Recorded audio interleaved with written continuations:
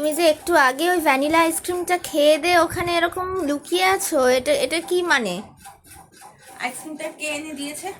আইসক্রিমটা এনে দেওয়ার আগে তো জিজ্ঞেস করা হয়েছিল। তুই আমাকে একবারও জিজ্ঞেস করিসনি। এত বড় মিথ্যে কথাটা তো বলার কথা নয়। একটা আইসক্রিম নিয়ে এসে আমার মুখের সামনে টুক করে ধরে রেখেছো, তা আমি খাবো না, তা কি করবো? এটা কি হচ্ছেটা কি? বেরিয়ে এসো ওখান থেকে। না, আয়নায় কিন্তু তোমার বন্ধুরা তোমাকে দেখতে পাচ্ছে, তুমি বেরিয়ে এসো ওখান কে থেকে। এনেছে?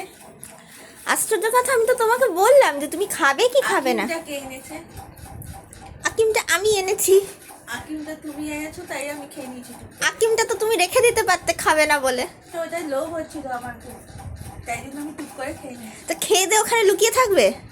তুই তো সবসময় আমাকে চেস করতে আছিস, তেরির মতো, টমের মতো। বেরিয়ে এসো ওখান থেকে, না, আমি এখানেই থাকবো। বেরিয়ে এসো বলছি। আমি এখন এখানেই থাকবো। তোমার বরকে আমি ফোন করছি, দাঁড়াও। না, ওই জন্য আমি এখানে আছি। বেরিয়ে এসো। আসবো না। এগুলো ঠিক না। তুই বলবি না আগে, বল তোর বাবাকে। সেটা তো আমি বলবোই। না না না, সেটা আর খাবো না। আর খাবে না? না না, সত্যি আর খাবে না? সত্যি। ঠিক আছে, চলে এসো, তাহলে আর বলবো না। আর যদি না খাও তাহলে আর বলবো না। তুই বলবি না তো? না, তাহলে আমি বেরিয়ে আসছি। চলে এসো।